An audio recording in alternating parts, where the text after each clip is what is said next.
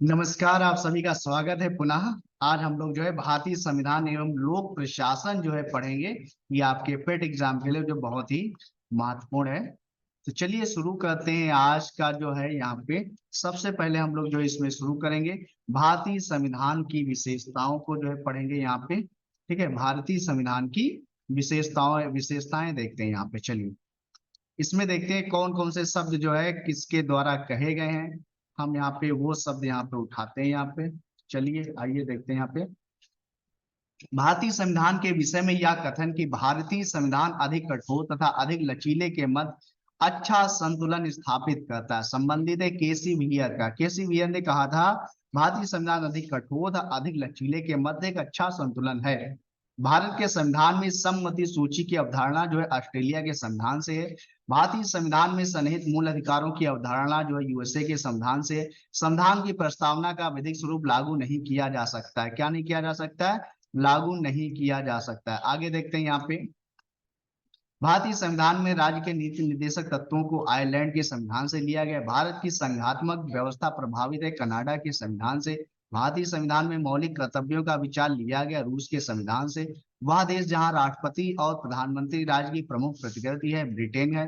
भारत में संघ राज्य संबंध में समानता पाई जाती है कनाडा के संविधान तथा भारत सरकार अधिनियम 1935 में पाई जाती है। अब हम यहाँ पे कुछ देखेंगे संविधान के आप भाग देखेंगे यहाँ पे। ठीक है, संविधान के 22 भाग होते हैं, आप सभी को पता होना चाहिए। संघ एवं उसका राज्य क्षेत्र भाग 1 है, अनुच्छेद 1 से 4 है। भाग 2 में नागरिकता आती है, 5 अनुच्छेद 5 से 11। भाग 3 में आपका मौलिक अधिकार आता है, भाग 12 से 35 तक। ध्यान रखिएगा यहाँ पे। भाग 5 में मूल नीति निर्देशक तत्व आते हैं 36 से 51 तक। मूल कर्तव्य यानी ठीक है, ध्यान रखिएगा। भाग 4 का में 51 का तक आता है। संघ आपका हो गया भाग 5 में 52 से 151 हो गया। भाग 6 में राज्य है आपका 152 से 237 तक। भाग 7 पहली अनुसूची के भाग था के राज्य 238 निश्चित हो चुका है।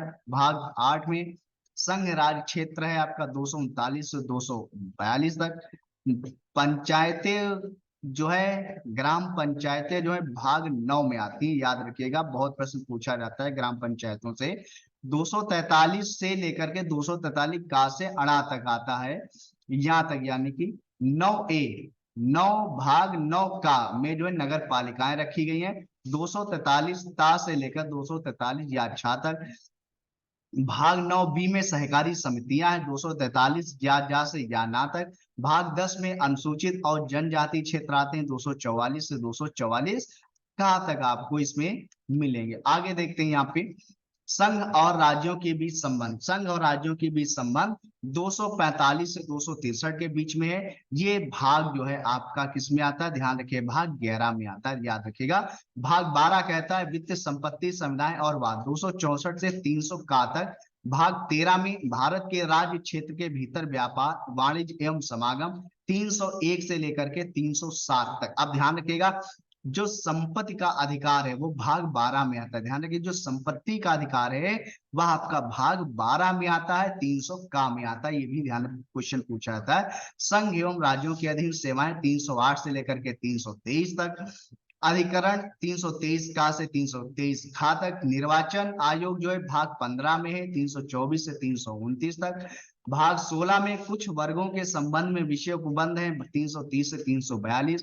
भाग 17 में राजभाषा है 343 से 351। भाग 18 में आपात उपबंध है 352 से 360।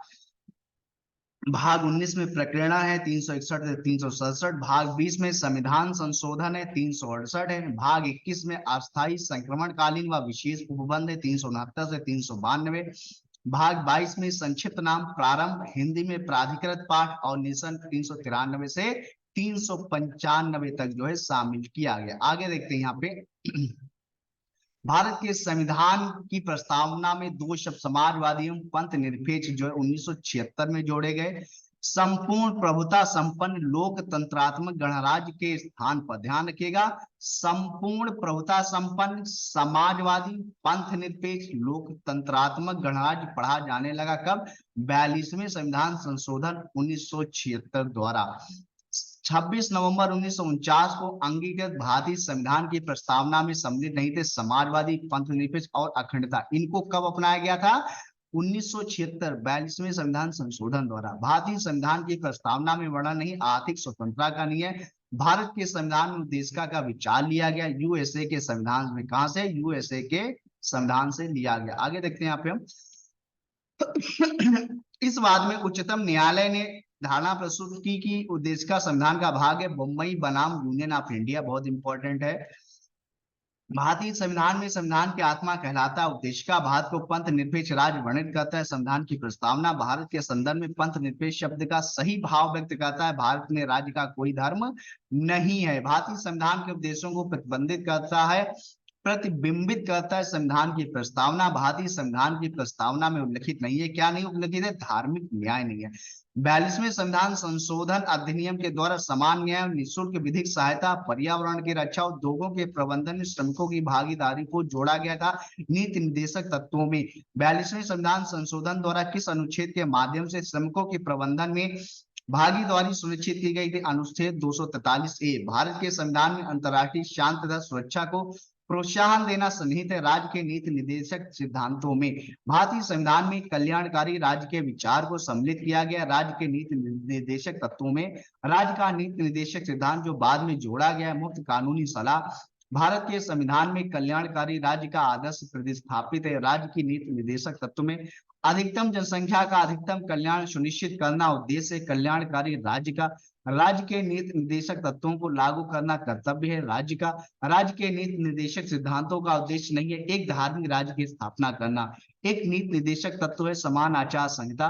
नीति निर्देशक सिद्धांतों में सम्मिलित नहीं है सूचना का अधिकार। राज्य के नीति के निर्देशक तत्वों में नहीं है अस्पृश्यता का उन्मूलन। अस्पृश्यता का उन्मूलन जो है आपका जो है समानता के अधिकार में आता है, यानी अनुच्छेद 17 में आता है। याद रखिएगा, बहुत पूछा जाता है ये। नीति निर्देशक तत्वों को ऐसा चेक बताया जिसका भुगतान बैंक की सुविधा पर निर्भर करता है। उपयुक्त कथन है केटी शाह द्वारा। राज्य के नीति निर्देशक तत्व संविधान की आत्मा है जो संविधान के सामाजिक दर्शन को समाविष्ट करते हैं। उपरोक्त कथन कहा गया ग्रेनविल ऑस्टिन द्वारा।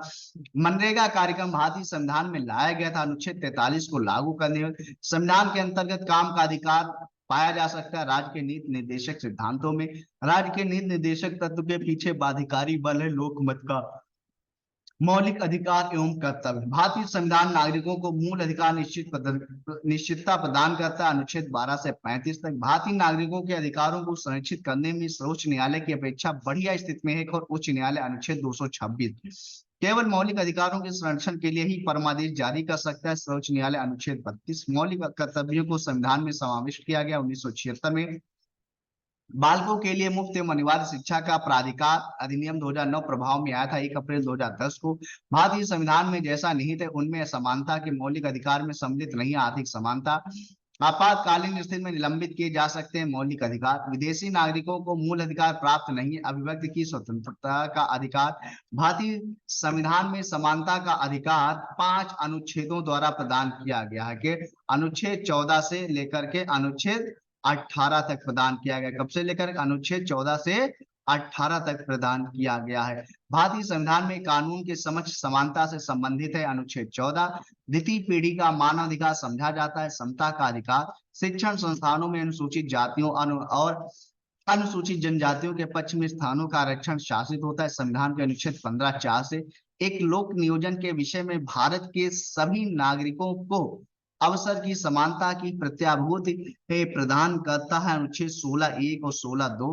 भारतीय संविधान में अस्पृश्यता के उन्मूलन की बात कही गई है कि अनुच्छेद 17 में कहा गया है। ध्यान रखिएगा अनुच्छेद 17। भारतीय संविधान में स्वतंत्रता का अधिकार 4 अनुच्छेदों द्वारा प्रदान किया गया अनुच्छेद 19 से अनुच्छेद 22 तक 4 अनुच्छेद स्वतंत्रता का अधिकार। बंदी बनाए गए व्यक्ति के मौलिक अधिकारों का रक्षा प्रदत्त है अनुच्छेद 22। हमारे संविधान में एक अभियुक्त को दोषारोपण के कारण एवं प्रकृति के बारे में सूचित किए जाने के अधिकार की गारंटी दी गई अनुच्छेद 22(1) के द्वारा। सर्वोच्च न्यायालय ने संविधान के अनुच्छेद 22 को एक भद्दा दिखाई दे रहे उपबंध कहा था। A.K. गोपालन बनाम मद्रास राज्यवाद में वह एक अनुच्छेद जिसे सर्वोच्च न्यायालय ने इस प्रकार व्याख्यात कर दिया कि उसमें समस्त कल्पनीय मानवाधिकार सम्मिलित हो गए, वह अनुच्छेद 23 है। संविधान का वह अनुच्छेद जो बच्चों के शोषण का निषेध करता है अनुच्छेद 24। 6 वर्ष की आयु से 14 वर्ष की आयु के बीच के सभी बच्चों को शिक्षा का अधिकार है, मूल अधिकार है।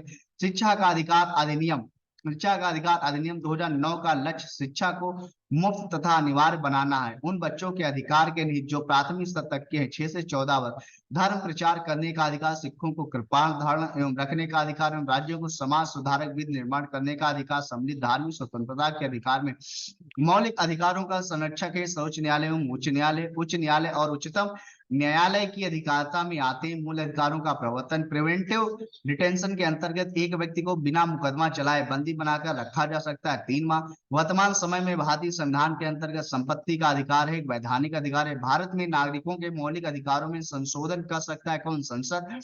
अभिव्यक्ति की स्वतंत्रता के अधिकार में निहित है भारत में प्रेस की स्वतंत्रता। सर्वोच्च न्यायालय ने अनुच्छेद 21 में प्रयुक्त पद विधि द्वारा स्थापित प्रक्रिया की व्याख्या रिजुस न्याय संगत एवं उचित प्रक्रिया के रूप में की। मेनका गांधी बनाम भारत संघ के बाद में भारत के राष्ट्रपति को मूल अधिकारों के कार्यान्वयन को स्थगित करने का अधिकार प्राप्त है अनुच्छेद 359 के अंतर्गत। वह मूल अधिकार जो संविधान के अनुच्छेद 352 के अंतर्गत घोषित आपात में भी स्थगित नहीं किया जा सकता। प्राण और दैहिक स्वतंत्रता का अधिकार अनुच्छेद 21 जो है कभी भी समाप्त नहीं किया जा सकता है। आगे देखते हैं यहाँ पे हम, भारतीय नागरिक का मौलिक अधिकार नहीं है संपत्ति का अधिकार, एक विधिक अधिकार है, अभी आपको बताया था। कुछ मूल अधिकार सशस्त्र सेना के सदस्यों को उपलब्ध नहीं होते हैं, इसके निर्धारण का अधिकार है संसद को। भारत के संविधान में जिसकी संस्कृति पर मूल कर्तव्यों को जोड़ा गया वह थी स्वर्ण सिंह समिति। भारतीय संविधान में मौलिक कर्तव्यों को सम्मिलित किया गया था 42वें संशोधन 1976 द्वारा। संसदीय प्रणाली, अब देखते हैं पार्लियामेंट्री सिस्टम। भारतीय संसद के निचले सदन की अध्यक्षता करता है लोकसभा अध्यक्ष। एक संसदात्मक प्रजातंत्र है भारत में संसदात्मक व्यवस्था केंद्रीयता से संघवाद की ओर की खिसकी 1980 के दशक में। विधायिका का कार्यपालिका पर नियंत्रण होता है संसदात्मक शासन व्यवस्था में। भारतीय संविधान की विशेषता नहीं, अध्यक्षात्मक सरकार ही नहीं है। भारतीय संविधान का कौन सा अनुच्छेद संसद को अंतरराष्ट्रीय समझौतों को लागू करने के लिए विधि निर्माण की शक्ति प्रदान करता है? अनुच्छेद 53। अनुच्छेद 253, बिना अनुमति के 60 दिन संसद से अनुपस्थित रहने पर किसी सांसद को अयोग्य घोषित किया जा सकता है। कितने दिन? 60 दिन। लोकसभा द्वारा पारित धन विधेयक राज्यसभा के द्वारा भी पारित मान लिया जाएगा यदि राज्यसभा द्वारा उस पर कोई कार्रवाई नहीं की जाती 14 दिनों तक। लोकसभा और राज्यसभा में गणपूर्ति संख्या है, कुल सदस्य संख्या का 1/10। संविधान की विशेष सूचियों में दिए गए विषयों के अतिरिक्त विषयों पर कानून बना सकता है संसद में शून्यकाल का समय दोपहर 12 बजे से अपराह्न 1 बजे तक का समय। संसद की बैठक 1 वर्ष में होना आवश्यक है 2 बार। जब कोई विधेयक संसद के दोनों सदनों द्वारा पारित कर दिया गया तो उस विधेयक पर अनुमति रोकने का अधिकार किसको है? राष्ट्रपति को है। धन विधेयक प्रस्तुत होता है लोकसभा में। संविधान के अंतर्गत राज्यों की सीमाओं को परिवर्तित करने की शक्ति है संसद को। नए राज्यों की स्थापना करने की विधायी शक्ति है संसद को। भारतीय संघ की विधायी शक्तियां निहित होती है संसद में। भारतीय संसद के दोनों सदनों की संयुक्त बैठक होती है साधारण विधेयक के संदर्भ में। किसमें होती है? साधारण विधेयक के संदर्भ में होती है। आइए अगला देखते हैं यहाँ पे, भारतीय संसद के दोनों सदनों की प्रथम संयुक्त बैठक हुई थी दहेज उन्मूलन विधेयक के संबंध में 1961 में। भारतीय संसद की संप्रभुता प्रतिबंधित है, न्यायिक समीक्षा से है। आइए अगला देखते हैं यहाँ पे, नए राज्यों का गठन देख लेते हैं। यहाँ पे नए राज्यों का गठन देख लेते हैं। आंध्र प्रदेश 1 अक्टूबर 1953, महाराष्ट्र 1 मई 1960, गुजरात 1 मई 1960, नागालैंड 1 दिसंबर 1963, हरियाणा 1 नवंबर 1966, हिमाचल प्रदेश 25 जनवरी 1971, मेघालय 21 जनवरी 1972, मणिपुर 21 जनवरी 1972, त्रिपुरा 21 जनवरी 1972, सिक्किम 26 अप्रैल 1975, मिजोरम 20 फरवरी 1987 में हुआ था, अरुणाचल प्रदेश 20 फरवरी 1987, गोवा 30 मई 1987, छत्तीसगढ़ 1 नवंबर 2000, उत्तराखंड 9 नवंबर 2000, झारखंड 15 नवंबर 2000, तेलंगाना 2 जून 2014। राज्यसभा में सदस्यों की संख्या थोड़ा सा देखते हैं यहाँ पे। उत्तर प्रदेश में सर्वाधिक राज्यसभा की सदस्यों की संख्या यानी 31 है। सबसे सर्वाधिक जो है उत्तर प्रदेश में है राज्यसभा के सदस्यों। इसी प्रकार से लोकसभा में भी सर्वाधिक प्रतिनिधित्व उत्तर प्रदेश करता है, 80 सीटें हैं लोकसभा की, ध्यान रखिएगा। और राज्यसभा की 31 हैं और विधान परिषद की 101 है और 100 है और 403 आपकी विधान सभा की सीटें हैं, ध्यान रखिएगा। विधान सभा की 100, विधान परिषद की 100 सीटें उत्तर प्रदेश में और विधानसभा में 403 है, ध्यान रखिएगा। महाराष्ट्र फिर आता है, महाराष्ट्र में 19 है, तमिलनाडु में 18 है, बिहार में 16 है, पश्चिम बंगाल 16, कर्नाटक 12 आंध्र प्रदेश में 11, मध्य प्रदेश 11 है, गुजरात में 11, उड़ीसा में 10 है, राजस्थान 10, केरल 9, पंजाब 7, असम 7, ध्यान रखिएगा। यहाँ पे तेलंगाना 7, झारखंड 6, छत्तीसगढ़ 5, हरियाणा 5, हिमाचल 3, उत्तराखंड 3, नागालैंड 1, मिजोरम 1, मेघालय 1, मणिपुर 1, त्रिपुरा 1, सिक्किम 1, अरुणाचल प्रदेश 1 और गोवा 1। संघीय क्षेत्रों में देखें जम्मू कश्मीर में 4 थी और दिल्ली में 3 है, पुदुचेरी में 1 है। ठीक है, आगे देखते हैं यहाँ पे अब हम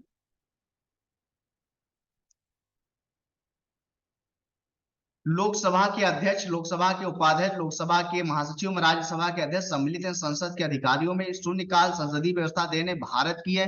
राष्ट्रपति राज्यसभा में लोकसभा से मिलकर निर्मित होती है क्या? संसद के किसी भी सदन की सदस्यता से अयोग्यता संबंधी प्रश्नों का निर्णय करता है। निर्वाचन आयोग के परामर्श से राष्ट्रपति लोकसभा व राज्यसभा के सदस्यों की अधिकतम संख्या 552 व 250 होती है। भारत के कार्यवाहक मुख्य न्यायाधीश की नियुक्ति करता है भारत का राष्ट्रपति करता है। राष्ट्रपति द्वारा राज्यसभा के लिए मनोनीत किए जा सकते हैं 12 सदस्य, वह जिसे भंग नहीं किया जा सकता पर समाप्त किया जा सकता है विधान परिषद है। राष्ट्रपति का चुनाव संचालित किया जाता है भारत के निर्वाचन आयोग द्वारा। राष्ट्रपति बनने के लिए आवश्यक उम्र 35 वर्ष। राष्ट्रपति के उम्मीदवार के लिए आवश्यक नहीं वह पढ़ा लिखा हो। भारत के राष्ट्रपति की अनुपस्थिति में यदि उपराष्ट्रपति उपलब्ध नहीं है तो वो राष्ट्रपति की तरह कार्य कर सकता है भारत के प्रधान न्यायाधीश। भारत के राष्ट्रपति को कार्य अवधि की समाप्ति से पूर्व ही पद से हटाया जा सकता है महाभियोग के द्वारा। अनुच्छेद 61 भारत के राष्ट्रपति पर महाभियोग चलाने के लिए सूचना देना आवश्यक है। कम से कम 14 दिन पूर्व राष्ट्रपति का रिक्त स्थान भर लिया जाना चाहिए। 6 माह में वित्त आयोग के अध्यक्ष एवं संघ राज्य क्षेत्र के मुख्यमंत्री की नियुक्ति की जाती है भारत के राष्ट्रपति द्वारा। संघ की कार्यपालिका शक्तियां राष्ट्रपति में निहित। अनुच्छेद 53 के अंतर्गत भारतीय गणतंत्र का प्रमुख है भारत का राष्ट्रपति। लोकसभा भंग हो तो आकस्मिक नीति से धनराशि निकाली जाएगी राष्ट्रपति के आदेश द्वारा। लोकसभा और राज्यसभा की संयुक्त बैठक राष्ट्रपति द्वारा आहूत की जाती है। भारतीय संविधान के अंतर्गत राष्ट्रपति को अधिकार है कि वह किसी बिल पर अपनी अनुमति रोक ले। अनुच्छेद 111 के अंतर्गत ध्यान रखिएगा, किसी भौगोलिक क्षेत्र का अनुसूचित क्षेत्र घोषित करने की संवैधानिक अधिकार है राष्ट्रपति को। विधि के प्रश्न पर भारतीय सर्वोच्च न्यायालय से परामर्श लेने का अधिकार है किसको है? राष्ट्रपति को है। अगला ये देखते हैं यहाँ पे, भारत के महान न्यायवादी एवं नियंत्रक एवं महालेखा परीक्षक एवं राज्य के राज्यपाल की नियुक्ति करते हैं भारत के राष्ट्रपति। भारत का राष्ट्रपति राष्ट्रीय आपात की घोषणा कर सकता है यदि खतरा है बाहरी आक्रमण एवं सशस्त्र विद्रोह का। संविधान असाधारण परिस्थितियों में राष्ट्रपति को राज्यपाल के कृत्यों के निर्वहन बंद कर सकता है। अनुच्छेद 160 में भारत के राष्ट्रपति को अध्यादेश जारी करने की शक्ति प्रदान करता है। अनुच्छेद 123 राष्ट्रपति की क्षमा दान की शक्ति एक न्यायिक शक्ति है। सर्वसम्मत से निर्वाचित भारत के राष्ट्रपति थे एन संजीव रेड्डी। राष्ट्रपति का आपातकालीन अधिकार संविधान के साथ धोखा या कथन है हृदयनाथ कुंजरू का। वह राष्ट्र का प्रतिनिधित्व करता है परंतु राष्ट्र का नेतृत्व नहीं करता या उक्त लागू होती राष्ट्रपति पर। भारत के मुख्य न्यायाधीश जिन्होंने राष्ट्रपति के रूप में भी काम किया जस्टिस एम हिदायतुल्लाह। भारत के वह राष्ट्रपति जिन्होंने लगातार 2 कार्य अवधि पूर्ण किए डॉक्टर राजेंद्र प्रसाद। प्रशासकीय प्राधिकरण अधिनियम 1985 के अंतर्गत राज्य प्रशासकीय प्राधिकरण का गठन कर सकती है संसद। भारत के नियंत्रक एवं महालेखा परीक्षक के संघ के लेखा संबंधी प्रतिवेदनों को सर्वप्रथम प्रस्तुत किया जाता है भारत के राष्ट्रपति को। राष्ट्रपति का भाषण तैयार किया जाता है मंत्रिमंडल द्वारा। लोकसभा को विघटित कर सकता है राष्ट्रपति। भारत के उपराष्ट्रपति को हटाने का प्रस्ताव रखा जाता है केवल राज्यसभा। अब यहाँ पे आप लोग देखिएगा ध्यान से, राष्ट्रपति का जो भाषण है तैयार किया जाता है मंत्रिमंडल द्वारा। इसीलिए जो है राष्ट्रपति को जो है कठपुतली के तौर पे माना जाता है क्योंकि जितना भी मंत्रिमंडल कहेगा उतना ही राष्ट्रपति क्या है बोलेगा और करेगा। इसीलिए राष्ट्रपति को कठपुतली के तौर पे जाना जाता है भारत में। राज्यसभा का अध्यक्ष होता है भारत का उपराष्ट्रपति को, भारत का उपराष्ट्रपति होता है। राज्यसभा का अध्यक्ष कौन होता है? भारत का उपराष्ट्रपति होता है। विधायी कार्य करने के लिए भारत के संसद के संयुक्त अधिवेशन की अध्यक्षता करते हैं लोकसभा के अध्यक्ष। धन विधेयक भारत के संविधान के किस अनुच्छेद में परिभाषित किया गया? अनुच्छेद 110। संविधान के अंतर्गत प्रधानमंत्री उत्तरदायी लोकसभा के प्रति। भारतीय संविधान का वह अनुच्छेद जो लोकसभा एवं विधानसभा के प्रतिनिधियों को निर्वाचित करने अर्थात वैश्य मताधिकार का अधिकार प्रदान करता है। अनुच्छेद 326 मंत्रिपरिषद सामूहिक रूप से उत्तरदायी होगी लोकसभा के प्रति। लोकसभा में अविश्वास प्रस्ताव प्रस्तुत करने के लिए जितने सदस्यों की सहमति की आवश्यकता है 50 सदस्य। धन विधेयक पुनः स्थापित किया जाता है लोकसभा में। लोकसभा के सत्र का अवसान करने के लिए प्राधिकृत है राष्ट्रपति है। डिलिमिटेशन के बाद यूपी में निर्वाचकों की संख्या के अनुसार सबसे बड़ा संसदीय क्षेत्र हुआ है, कौन सा हुआ है? उन्नाव हुआ है आपका। अगला देखते हैं यहाँ पे हम, लोकसभा व राज्यसभा में प्रतिनिधित्व सबसे अधिक है उत्तर प्रदेश का। संसद के दोनों सदनों की संयुक्त बैठक की अध्यक्षता करेगा लोकसभा का अध्यक्ष। ध्यान रखिएगा, संसद के दोनों सदनों की संयुक्त बैठक की अध्यक्षता कौन करता है? लोकसभा अध्यक्ष। और आहूत कौन करता है? राष्ट्रपति करेगा। और सत्रावसान कौन करेगा? राष्ट्रपति करेगा। लेकिन अध्यक्षता कौन करेगा? लोकसभा करेगा। बहुत घुमाऊ क्वेश्चन है, ध्यान रखिएगा। प्रोटम स्पीकर का कर्तव्य होता है नवनिर्वाचित लोकसभा विधानसभा के सदस्यों को शपथ दिलाना। कोई विधेयक धन विधेयक है या नहीं, इसका निर्णय लोकसभा अध्यक्ष करता है। लोकसभा का सचिवालय सीधे नियंत्रित होता है लोकसभा के अध्यक्ष द्वारा। प्रथम जनजातीय लोकसभा अध्यक्ष थे पी ए संगमा। प्रथम स्पीकर जिसके खिलाफ लोकसभा में अविश्वास प्रस्ताव लाया गया था जी बी मावलंकर के द्वारा। लोकसभा की प्रथम महिला अध्यक्ष है मीरा कुमार है। लोकसभा के 2 सत्रों के अंतराल को कहते हैं सत्रावसान काल कहते हैं। लोकसभा की सामान्यतः अवधि 5 वर्ष होती है। प्रथम बैठक के लिए नियत से लोकसभा के सत्र की समाप्ति करना से तात्पर्य है सत्रावसान है। भारतीय संसद की लोक लेखा समिति के चेयरमैन को मनोनीत करता है लोकसभा अध्यक्ष करता है। लोकसभा एवं राज्यसभा में गणपूत संख्या होती है कुल सदस्य संख्या का 1/10। अब लोकसभा में देख लेते हैं, अभी वो राज्यसभा के बारे में पढ़ा था। अब लोकसभा, उत्तर प्रदेश में 80 सीटें लोकसभा की, महाराष्ट्र में 48, पश्चिम बंगाल 42, बिहार 40, तमिलनाडु 39, मध्य प्रदेश 29, कर्नाटक 28, गुजरात 26, राजस्थान 25, आंध्र प्रदेश 25, उड़ीसा 21, केरल 20, तेलंगाना 17, झारखंड 17 हो गई, असम 14, पंजाब 13, छत्तीसगढ़ 11, हरियाणा 10, उत्तराखंड 5, हिमाचल प्रदेश 4, मेघालय 2, अरुणाचल प्रदेश 2, गोवा 2, मणिपुर 2, त्रिपुरा 2, सिक्किम 1, नागालैंड 1 और मिजोरम। संघीय क्षेत्र जम्मू कश्मीर में, दिल्ली में 7, जम्मू कश्मीर में 5 है, चंडीगढ़ में 1, दादरा व नागर हवेली दमन एवं दीव में 2 है, लद्दाख में 1 है, पुदुचेरी में 1 है, अंडमान निकोबार में 1 है, लक्षद्वीप में 1 है। आइए आगे देखते हैं यहाँ पे,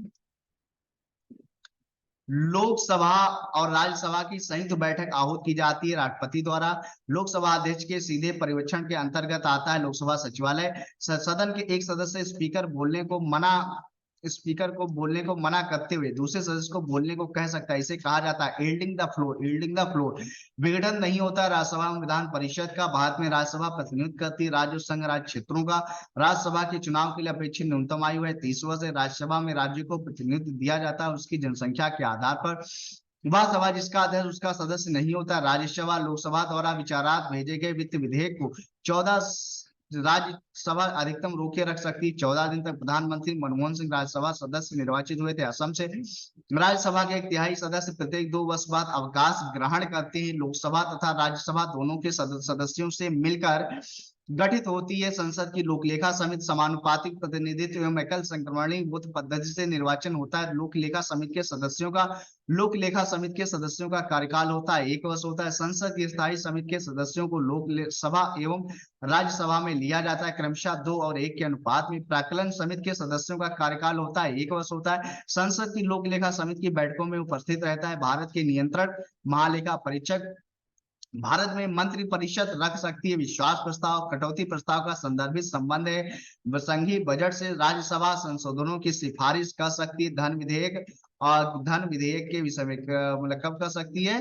धन विधेयक के विषय में कर सकती है। आगे देखते हैं यहाँ पे, धन विधेयक का आरंभ होता है लोकसभा से। इस समिति का आदेश सामान्यतः विपक्षी दल से होता है। लोकलेखा समिति का संघीय प्रणाली संघ एवं केंद्र शासित प्रदेश केंद्र राज्य संबंध। भारतीय संविधान एक सशक्त केंद्रीकृत प्रवृत्ति वाला परिसंघात्मक संविधान या कथन है सर आइवर जेनिक्स का।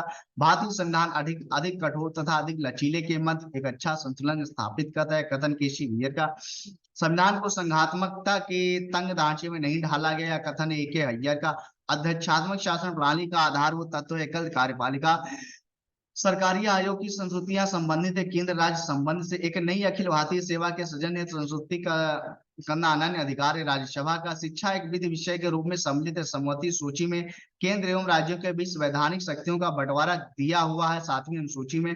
भारतीय संविधान का वह भाग और अध्याय जो संघ और राज्यों के बीच विधायी संबंध के बारे में भाग 11 और अध्याय 1 यह कथन की राज्य संघ के सामंत नहीं है। बी आर अम्बेडकर का। बिना अनुमति संसद से 60 दिन अनुपस्थित रहने पर किसी सांसद को अयोग्य घोषित किया जा सकता है। क्या हो अयोग्य हो जाएगा? अंतरराष्ट्रीय संधियों को भारत के किसी भाग अथवा संपूर्ण भाग में लागू करने के लिए संसद कोई भी कानून बना सकती है बिना किसी राज्य की सहमति से, बिना किसी राज्य की सहमति से बना सकती है। आइए विधानसभा और विधान परिषद की सदस्य संख्या हम लोग यहाँ पे देखेंगे थोड़ा सा, आइएगा देख लेते हैं। उत्तर प्रदेश में कितनी है? 403। अभी बताया था आपको। विधान परिषद की आपकी 99, पश्चिम बंगाल 294। अब विधान परिषद वाले जो जिले हैं वो देख लीजिएगा कहाँ कहाँ उत्तर प्रदेश में है। महाराष्ट्र में 200, महाराष्ट्र में 78 है, बिहार में कितनी 75 है, और कर्नाटक है आपका, आंध्र प्रदेश है, तेलंगाना, यानी 1 2 3 तीन तीन 4 5 6 राज्यों में जो है विधान परिषद है, ध्यान रखिएगा 6 राज्यों में है। तो यहाँ पे देखते हैं उत्तर प्रदेश में 403 है, पश्चिम बंगाल 294, महाराष्ट्र में 288, बिहार में 243, तमिलनाडु में 234 है, पंजाब में 117, हरियाणा में 90, छत्तीसगढ़ में 90, झारखंड में 81, उत्तराखंड में कितनी है 70 है। मध्य प्रदेश में 230 लोग विधानसभा सीटें हैं, कर्नाटक में 224, राजस्थान में 200, गुजरात में 182, आंध्र प्रदेश में 175, ओडिशा में 147, केरल में 140, असम में 126, तेलंगाना में 119, हिमाचल प्रदेश 68, मणिपुर 60, मेघालय 60, त्रिपुरा 60, अरुणाचल प्रदेश 60, नागालैंड 60, मिजोरम 40, गोवा 40, सिक्किम 32 है, जम्मू कश्मीर में 114, पुडुचेरी में 30 है, दिल्ली में 70 है। जम्मू कश्मीर की विधानसभा में उपराज्यपाल 2 महिला सदस्यों को का मनोनयन कर सकता है। चलिए आगे देखते हैं। अब हम लोग यहाँ पे न्यायिक ढांचा पे अब हम लोग आ जाते हैं। यहाँ पे न्यायिक ढांचा अब हम लोग पढ़ेंगे। जुडिशियल स्ट्रक्चर यानी न्यायिक ढांचा, सर्वोच्च न्यायालय, उच्च न्यायालय बल, ये हम लोग पढ़ेंगे।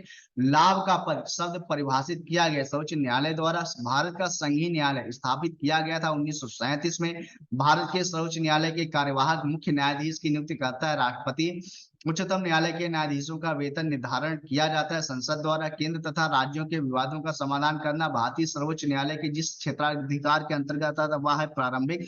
सर्वोच्च न्यायालय एवं उच्च न्यायालय दोनों के अधिकार क्षेत्र में आता है मूल अधिकारों का संरक्षण। भारत के सर्वोच्च न्यायालय ने संविधान के आधारभूत ढांचे के सिद्धांत को स्पष्ट किया। केशवानंद भारतीवाद 1973 में अपने निर्णय को परिवर्तित करने का अधिकार है सर्वोच्च न्यायालय को। भारत में संविधान की मूल संरचना बुनियादी ढांचा के सिद्धांत का शोध है न्यायिक व्याख्या है। जनहित याचिका की शुरुआत की गई न्यायिक पहल द्वारा। भारत में न्यायिक सक्रियता संबंधी जनहित याचिका से प्रत्यक्ष बंदीकरण अधिनियम के अंतर्गत एक व्यक्ति को बिना मुकदमा चलाए बंदी बनाया जा सकता है 3 माह के लिए। उच्चतम न्यायालय मूलभूत अधिकारों के अनुपालन के लिए जारी कर सकता है 5 रिट याचिका। न्यायालय में कार्यवाही लंबित होने की दशा में लागू की जाती है उत्प्रेषण रिट। जब सर्वोच्च न्यायालय किसी व्यक्ति अथवा संस्था को उसके दायित्व के निर्वहन हेतु लेख जारी करता है तो उसे कहते हैं, क्या कहते हैं उसको? परमादेश कहते हैं। आगे देखते हैं यहाँ पे हम।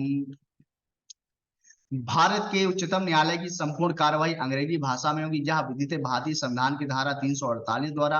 उच्चतम न्यायालय के न्यायाधीशों के वेतन तथा भत्ते भारित किए जाते हैं भारत की संचित निधि से।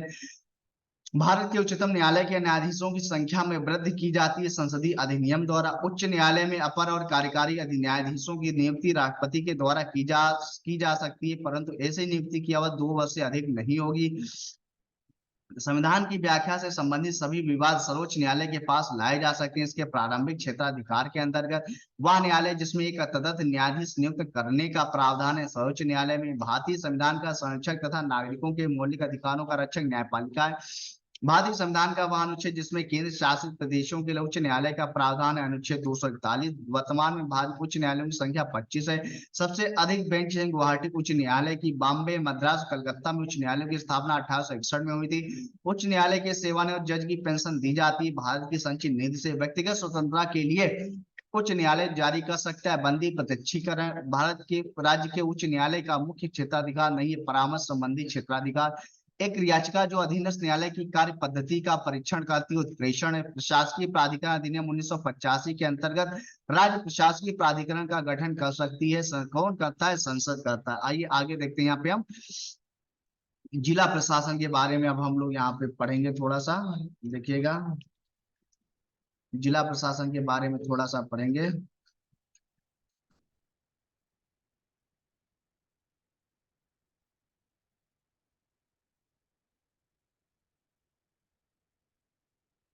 जिला प्रशासन के अधिकारी व उनके कार्य देखे कानून। सबसे पहले कानून व्यवस्था की स्थापना, भूमि व्यवस्था व लगान की वसूली, नागरिक सुविधा विकास, ये तीन होते हैं। देखिएगा कानून व्यवस्था में सबसे पहले पुलिस अधीक्षक, फिर उप पुलिस अधीक्षक, इंस्पेक्टर, सब इंस्पेक्टर, अन्य अधिकारी आदि कर्मचारी। भूमि वसूली लगान में उप जिलाधिकारी, तहसीलदार, नायब तहसीलदार, कानून गो, पटवारी और लेखपाल। नागरिक सुविधा विकास में मुख्य विकास अधिकारी, फिर जिला विकास अधिकारी, खंड विकास अधिकारी, ग्राम विकास अधिकारी, मुख्य चिकित्सा अधिकारी, जिला विद्यालय निरीक्षक, बेसिक शिक्षा अधिकारी और समाज कल्याण अधिकारी। आइए अब हम लोग आगे जो है पढ़ते हैं अच्छे से इनके बारे में एक एक करके।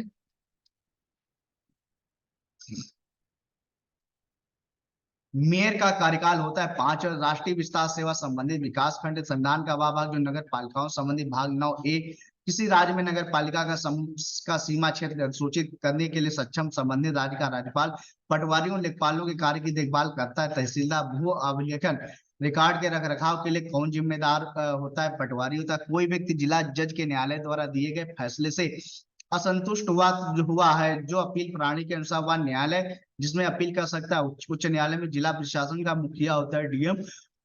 जिला अधिकारी होता है भारतीय प्रशासनिक अधिकारी आईएएस। जिला अधिकारी जिले का शासन चलाता है। जिले के समस्त अधिकारियों की सहायता से जिले में प्राथमिक शिक्षा की व्यवस्था करते हैं। जिला बेसिक शिक्षा अधिकारी जिले में परिवार कल्याण के कार्य करवाता है। मुख्य चिकित्सा अधिकारी जिले में माध्यमिक विद्यालयों की व्यवस्था देखता है। जिला विद्यालय निरीक्षक जिला न्यायालय का प्रमुख होता है। जिला न्यायाधीश भारत में जिला प्रशासन की व्यवस्था में कलेक्टर का पद किस वर्ष सृजित किया गया था? कब? 1772 में किया गया था। आगे देखते हैं यहाँ पे हम जिला स्तर पर राज्य सरकार की आंख कान और भावों का कार्य करता है जिलाधिकारी। जिलाधीश को संस्थागत करिश्मा कहा है रजनी कोठारी ने। भारत में जिला कलेक्टर का पद सृजित किया था वारेन हेस्टिंग ने। जिलाधिकारी कार्य जिले में शांति व कानून व्यवस्था बनाए रखना, भूमि माप व लगान की वसूली करना, पुलिस और जिले के अधीनस्थ न्यायालयों का निरीक्षण करना, पुलिस अधीक्षक के कार्य कानून व्यवस्था की रक्षा करना, अपराधियों को सजा दिलाना, जिला न्यायाधीश के कार्य विवादों का निपटारा करना, न्याय प्रदान करना, मुख्य चिकित्सा अधिकारी के कार्य स्वास्थ्य सुविधाओं का प्रबंध करना, परिवार कल्याण एवं टीकाकरण आदि की व्यवस्था करना, मुख्य विकास अधिकारी के विकास की योजना को लागू करना, विकास योजनाओं की देखरेख करना, जिला विद्यालय निरीक्षक के काम माध्यमिक विद्यालयों की देखरेख एवं पठन की व्यवस्था का जो है विधिवत जो है क्या करना, उपबंध करना। आगे देखते हैं यहाँ पे हम लोग जिला बेसिक शिक्षा अधिकारी के कार्य देखते हैं। यहाँ पे प्राथमिक एवं प्राथमिक विद्यालयों की देखरेख व पढ़ाई की व्यवस्था करना। इन अधिकारियों के अलावा जिले में और भी अधिकारी होते हैं जो बिजली, कृषि, सिंचाई की व्यवस्था, सड़कों, सरकारी भवनों का निर्माण कराने में सहायता करते हैं। जिला प्रशासन जिला शब्द अंग्रेजी भाषा के शब्द डिस्ट्रिक्ट का हिंदी रूपांतरण है जिसकी उत्पत्ति लैटिन भाषा के शब्द डिस्ट्रिक्टस से हुई है। डिस्ट्रिक्टस का आशय न्यायिक प्रशासन के उद्देश्य से बनाए गए क्षेत्र से शब्दकोशीय दृष्टि से जिले डिस्ट्रिक्टस से तात्पर्य किसी उद्देश्य विशेष के लिए किए गए प्रादेशिक विभाजन से है। ब्रिटिश काल में डिस्ट्रिक्ट शब्द का प्रथम प्रयोग ईस्ट इंडिया कंपनी द्वारा सन 1776 में कलकत्ता जिले के दीवान के संदर्भ में किया गया था। इसके पश्चात राजस्व एकत्र करने तथा शांति व्यवस्था बनाए रखने में जिला एक महत्वपूर्ण इकाई बनता चला गया। जिला शब्द का प्रयोग भारतीय संविधान के किसी भी अनुच्छेद में स्वतंत्र रूप से नहीं हुआ, जबकि जिला शब्द का प्रयोग अनुच्छेद 233 में न्यायाधीशों की नियुक्ति के प्रसंग में किया गया तथा अन्य जगहों पर जैसे जिला परिषद आदि जगहों में प्रयोग किया गया। जिला का अभिप्राय प्रशासनिक सुविधा के दृष्टिकोण से विभाजित की गई क्षेत्रीय इकाइयों से है। ध्यान रखिएगा जिला शब्द का प्रयोग अनुच्छेद 233 में किया गया, ध्यान रखिएगा। एवं प्रशासन से अभिप्राय लोक गतिविधियों के प्रबंध से अर्थात जिला प्रशासन का अभिप्राय प्रशासनिक दृष्टिकोण से निर्धारित क्षेत्र में लोक गतिविधियों के प्रबंध से। जिला क्षेत्रीय प्रशासन की एक महत्वपूर्ण इकाई है। प्रत्येक राज्य कई संभागों में बटा रहता है। संभाग पुनः जिलों में तथा जिले उपखंडों आदि में बटे रहते हैं। संभागीय आयुक्त संभाग प्रभारी होता है तथा प्रत्येक जिले का प्रभार जिलाधिकारी द्वारा संभाला जाता है जिसे सामान्यतः हम जिला मजिस्ट्रेट के नाम से जानते हैं। जिला मजिस्ट्रेट को जिला कलेक्टर भी कहा जाता है। जिले में बहुत से कार्यालय जैसे राजस्व प्रशासन, दीवानी एवं आपराधिक न्याय, जन स्वास्थ्य संबंधी सेवा, शिक्षा, पुलिस, जेल, लोक निर्माण, डाक एवं तार आदि केंद्रित होते हैं। इसलिए जिला एक महत्वपूर्ण प्रशासनिक इकाई है। जिला प्रशासन की गतिविधियां विस्तृत होती हैं जिनसे लाखों करोड़ों लोग प्रभावित होते हैं। प्रजातांत्रिक विकेंद्रीकरण और पंचायती राज के प्रवेश से जिला प्रशासन के उद्देश्यों में कुछ मौलिक परिवर्तन भी हुए। जिला निम्नलिखित कारणों से भारतीय प्रशासन की प्रमुख इकाई माना जाता है। भारत में जिला क्षेत्रीय प्रशासन की एक महत्वपूर्ण इकाई है। यह भौगोलिक दृष्टि से पर्याप्त सुविधाजनक होता है। इसका आकार ना अधिक बड़ा होता है ना अधिक छोटा। यह संगठन की दृष्टि से सुविधाजनक है तथा सार्वजनिक कार्यों के लिए अधिक व्यवहारिक प्रणाली है। जिला प्रशासनिक स्तर पर सरकार के समस्त कार्यों एवं विषयों से संबंधित रहता है। इसमें सरकार के सभी अभिकरण व्यक्तिगत अधिकारियों कार्यकर्ता सरकारी कर्मचारी आज शामिल रहते हैं। जिले के सार्वजनिक कार्यों के प्रबंध से संबंधित सभी संस्थाएं जैसे विभिन्न प्रकार की पंचायतें, ग्राम सभाएं, नगर पालिकाएं, स्थानीय बोर्ड आज सम्मिलित है। इस प्रकार जिला प्रशासन एक जिले में सरकार के समस्त कार्यों के सामूहिक रूप का प्रतीक है।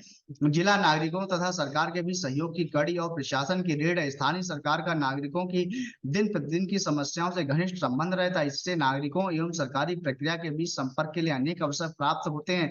एस खेड़ा ने अपनी पुस्तक डिस्ट्रिक्ट एडमिनिस्ट्रेशन इन इंडिया 1979 में जिला प्रशासन के महत्व के संबंध में प्रकाश डालते हुए लिखा है कि जिला प्रशासन तथा जिलाधीश पद की छवि भारतीय जन साधारण के मन में परंपरागत श्रेष्ठता के रूप में अंकित है। जिला भौगोलिक दृष्टि से संतुलित क्षेत्र स्थिति के कारण प्रशासनिक दृष्टि से सुविधापूर्ण तथा क्षेत्रीय स्तर तक पहुंच बनाए रखता है। जिला मुख्यालय तक आम आदमी का आना जाना आसानी से होता रहता है। प्रायः राज्य सरकार के समस्त कार्यालय जिला स्तर पर स्थापित होने के कारण राज्य की राजधानी से समन्वय स्थापित करने में सुविधा रहती है। ऐतिहासिक निरंतरता के साथ साथ जिला एक विशिष्ट सांस्कृतिक पहचान तथा अपनत्व का बोध करता है। उद्देश्य तथा कार्य जन सुरक्षा और जनता के सभी अधिकारों को संरक्षण प्रदान करना, न्याय और समानता के आधार पर राजस्व प्रशासन स्थापित करना, राजकोष का प्रबंध, कृषि, सिंचाई एवं उद्योग, कल्याण एवं विकास से संबंधित कार्य, खाद्य एवं नागरिक आपूर्ति, स्थानीय सुशासन का संचालन, चुनावों का संचालन, प्राकृतिक तथा अन्य आपदाओं के समय राहत कार्य संचालित करना। अवशिष्ट का जिला प्रशासन के पुनर्गठन में निम्नलिखित बातों का प्रावधान होना चाहिए। सामान्य प्रशासनिक तंत्र को मजबूत करना और उसमें सुधार लाना, जिले के विभिन्न विकास कार्यक्रमों को एकीकृत करना, सामूहिक प्रसार संगठन की सुविधा सभी विकास कार्यक्रमों में स्थानीय स्वशासन एजेंसियों और सरकारी प्रशासनिक एजेंसियों के बीच सामंजस्य स्थापित करना, जिला विकास कार्यक्रमों में क्षेत्रीय समन्वय स्थापित करना और उनका पर्यवेक्षण करना। पंचायती राज के संदर्भ में कलेक्टर की भूमिका प्रथम पीढ़ी 1959 से 1992 इस जो स्टेप में इस चरण में पंचायतों से संबंधित कलेक्टर की भूमिका में विभिन्न राज्यों में समरूपता का अभाव देखने को मिलता है। राज्य सरकार के द्वारा अपनी प्रशासनिक सुविधा के अनुसार कलेक्टर की भूमिका को पंचायतों से संबंधित किया गया, परंतु पंचायतों से संबंधित कलेक्टर की भूमिका का व्यापक वर्गीकरण सामान्यतः 4 भागों में किया जा सकता है। कुछ राज्यों में कलेक्टर को जिला परिषद के अध्यक्ष के रूप में स्थापित किया गया ताकि जिलों के सारे विकास कार्यक्रमों को पर्याप्त प्रोत्साहन दिया जा सके। कुछ राज्यों में कलेक्टर को जिला परिषद के सदस्य के रूप में शामिल किया गया लेकिन मताधिकार नहीं दिया गया। कुछ राज्यों में जिला परिषद की स्थायी समितियों के अध्यक्ष के रूप में कलेक्टर को स्थापित किया गया तथा उसे निर्णय की वास्तविक शक्ति प्रदान की गई। कलेक्टर के कार्यभार को कम करने जिला परिषद से उसे पूर्णतः बाहर रखा गया। प्रथम प्रशासनिक सुधार आयोग ध्यान रखेगा ने अपनी सिफारिशों के अंतर्गत विकास कार्यक्रमों को जिला परिषदों को सुपुर्द करने की बात कही। साथ ही उसके अनुसार कलेक्टर की भूमिका को नियामकीय प्रशासन तक सीमित किया जाना चाहिए। द्वितीय पीढ़ी 1992 से अब तक इस चरण में विभिन्न राज्यों में पंचायतों से संबंधित कलेक्टर की भूमिका में अधिक एकरूपता देखने को मिलती है, जिसे निम्नलिखित रूप में देखा जा सकता है। पंचायतों से अपेक्षा की जाती है कि वे राज्य सरकार के अधिनियम के अनुकूल अपने कर्तव्यों का संचालन करें। इस संदर्भ में राज्य सरकार की ओर से कलेक्टर के द्वारा पंचायतों की गतिविधियों की समीक्षा की जाएगी। कलेक्टर के द्वारा प्रस्तुत किए जाने वाला प्रतिवेदन पंचायतों को भंग करने का एक आधार हो सकता है। जिला परिषद के अध्यक्ष के सचिव के रूप में मुख्य कार्यकारी अधिकारी की नियुक्ति की जानी है, जो कि अध्यक्ष को अपना प्रशासनिक सहयोग देगा। यह कार्यकारी अधिकारी राज्य सिविल सेवा को अधिकारी होने के कारण कलेक्टर के माध्यम से राज्य सरकार के प्रति अंतिम रूप से उत्तरदायी होगा, ना कि जिला परिषद के प्रति। कलेक्टर की पहुंच जिले के सारे विभागों तक होती है, अतः विकास की प्रक्रिया में संबंधित विभागों से सेवाएं प्राप्त करने हेतु तो पंचायतों को कलेक्टर पर निर्भर रहना होगा। जिला प्रशासन के लिए नियामकीय प्रशासन एक आधार प्रस्तुत करता है जिसके लिए कलेक्टर उत्तरदायी, अतः पंचायतों की सफलता इस बात पर भी निर्भर करती है कि कलेक्टर द्वारा किस प्रकार के सामान्य प्रशासनिक वातावरण की स्थापना की गई। पंचायतों को राज्य सरकार के द्वारा दिए जाने वाले वित्तीय संसाधनों के अनुकूलतम प्रयोग को सुनिश्चित करने हेतु कलेक्टर का विशेष उत्तरदायित्व, पंचायतों के निर्वाचन की प्रक्रिया में कलेक्टर की भूमिका का विशेष महत्व। कलेक्टर जिले का मुखिया होता है तथा विभिन्न विभागों के बीच समन्वय करना उसकी जिम्मेदारी है। केंद्र सरकार एवं राज्य सरकार के संदर्भ में जो भूमिका राज्यपाल की होती है, लगभग उसी प्रकार की भूमिका राज्य सरकार एवं पंचायतों के संदर्भ में कलेक्टर के पद में देखने को मिलती है। जिला कलेक्टर जिलाधीश की कार्यता भूमिका, जिला प्रशासक के रूप में जिला स्तर पर लोक प्रशासन के सामान्य क्षेत्र के कार्य समानता के अनुसार जिला कलेक्टर ही करता है। जैसे जिला स्तर पर नियोजन, प्लानिंग, सेवाओं को संगठित करना, ऑर्गेनाइज कार्मिकों की व्यवस्था करना, स्टाफिंग, सभी विभागों को निर्देशित करना, डायरेक्ट विभिन्न इकाइयों के मध्य समन्वय स्थापित करना, कोऑर्डिनेटिंग, जिला प्रशासन की रिपोर्ट सरकार को भेजना, रिपोर्ट प्रशासनिक गतिविधियों वित्त व्यवस्था करना, बजटिंग, इन सामान्य तथा प्राथमिक प्रशासनिक प्रक्रियाओं के अतिरिक्त प्रशासक के रूप में जिला कलेक्टर निम्नलिखित कार्य करता है। जिले में जनगणना करवाना, लोकसभा, विधानसभा तथा स्थानीय निकायों के चुनाव में समस्त चुनाव व्यवस्थाएं करवाना, आम आदमी की शिकायतों की सुनवाई करना, कर्मचारी तंत्र की भर्ती, प्रशिक्षण, अनुशासनात्मक कार्यवाही तथा पद स्थापना जैसे कार्यों में मार्गदर्शन देना, जिले के गांव तथा प्रशासनिक कार्यों का भ्रमण एवं निरीक्षण करना, जिले में आने वाले शिष्टमंडलों, मंत्रियों तथा अन्य महत्वपूर्ण व्यक्तियों की आगवानी एवं अन्य व्यवस्थाएं करना, विशिष्ट प्रकार के सामूहिक कार्यक्रमों जैसे पल्स पोलियो टीकाकरण अभियान का सफल संचालन करवाना, जन संपर्क अधिकारी के रूप में सरकारी कार्यक्रमों को प्रचार प्रसार कर। जिला कलेक्टर के रूप में वह जिला स्तर पर राजस्व प्रशासन का मुखिया होता है, जो निम्नांकित कार्य करता है: राजस्व की दरों का निर्धारण करना एवं निर्धारित समय में एकत्र करवाना, कृषि आयकर, सिंचाई शुल्क, नहरी शुल्क, आयकर, बिक्री का तथा अन्य आवश्यक करों को उगारने में प्रशासनिक निर्देश प्रदान करना, अदालती फीस जैसे रेवेन्यू स्टाम्प, विभिन्न प्रकार के सौदों इत्यादि पर नियंत्रण करना, शराब, पेट्रोल, औषध तथा अन्य मादक पदार्थों पर आबकारी शुल्क पर नियंत्रण करना, भूमि अधिग्रहण की कार्रवाइयां करना, जिला राजकोष पर नियंत्रण रखना, भू सर्वेक्षण, नक्शा, भू निर्माण, भू अधिनियमों का क्रियान्वयन, भूमि अभिलेखों को सुरक्षित रखना, उपखंड अधिकारी, तहसीलदार, नायब तहसीलदार, कानूनगो तथा पटवारी पर नियंत्रण करना, मार्गदर्शन देना, राजस्व मुकदमों की अपील पर सुनवाई करना, कृषि ऋण वितरण की व्यवस्था करवाना, कृषि जोतों की चकबंदी, जमींदारी उन्मूलन, बंधुआ मजदूरी उन्मूलन एवं भूमि सुधारों को लागू करना, दंडाधिकारी के रूप में जिला कलेक्टर के निम्नलिखित दायित्व: जिले में शांति, सुरक्षा, एकता, सद्भाव तथा व्यवस्था बनाए रखना, पुलिस अधीक्षक के माध्यम से जिला पुलिस तंत्र पर नियंत्रण रखना, सांप्रदायिक दंगों, राजनीतिक आंदोलनों, उग्र प्रदर्शनों, आतंकवादी गतिविधियों तथा जातीय संघर्षों इत्यादि पर नियंत्रण रखना, पुलिस थानों का निरीक्षण करना, जिला पुलिस से वार्षिक रिपोर्ट प्राप्त करना था, गृह विभाग को भेजना, जात, निवास, अन्य आवश्यक प्रमाण पत्र जैसे हथियार लाइसेंस जारी करना, जिला कारागार का निरीक्षण तथा विचाराधीन कैदी कल्याण के कार्य करवाना, आपराधिक संहिता प्रक्रिया की धारा 144 के अंतर्गत शांति भंग के मामलों की सुनवाई करना, हथियारों, गोला बारूद तथा अन्य घातक विस्फोटक सामग्री पर नियंत्रण रखना, राष्ट्रीय सुरक्षा कानून रासुका 1980 के अंतर्गत आदतन अपराधियों को नियंत्रण में करना, तस्करी, नशीली दवा व्यापार तथा आतंकवादी गतिविधियों पर नियंत्रण रखना, विदेशियों के पारपत्र, पासपोर्ट की जांच करना, जिला विकास अधिकारी के रूप में कलेक्टर सावधान निम्नलिखित करता है: जिला आयोजन समिति के माध्यम से जिले की विकास योजनाएं बनवाना, जिले में चल रही समस्त विकास परियोजनाओं तथा कार्यक्रमों पर निगरानी रखना तथा उनकी रिपोर्ट संभागीय आयुक्त एवं राज्य सरकार को प्रस्तुत करना। आगे देखते हैं यहाँ पे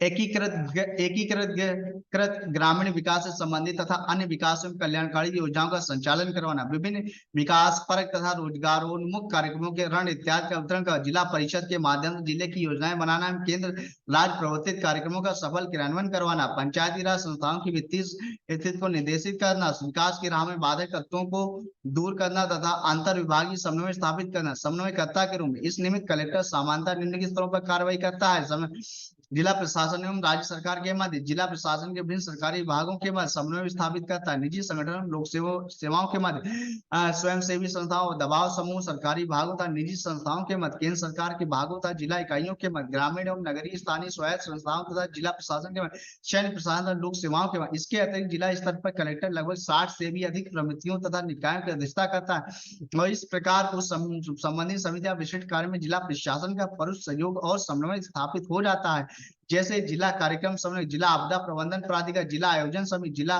राष्ट्रीय सूचना के महिला विकास के, जिला ई गवर्नेंस समिति, जिला उपभोक्ता संरक्षण परिषद, जिला पर्यावरण समिति आदि। आपदा निवारक अधिकारी के रूप में जिलाधिकारी एवं तकनीकी विभागों में संबंध, भारतीय प्रशासन के विकास के प्रारंभिक चरणों में जिला स्तर पर शासन के समस्त कार्यों का प्रत्यक्ष प्रभार, एकल सत्ता प्रतिनिधि जिलाधीश में होता था। समय के साथ स्थानीय स्वशासन संस्थाओं का प्रादुर्भाव हुआ और तकनीकी विभागों की शुरुआत हुई, अतः आदेश की एकता के स्थान पर आदेश की बहुलता का विकास हुआ।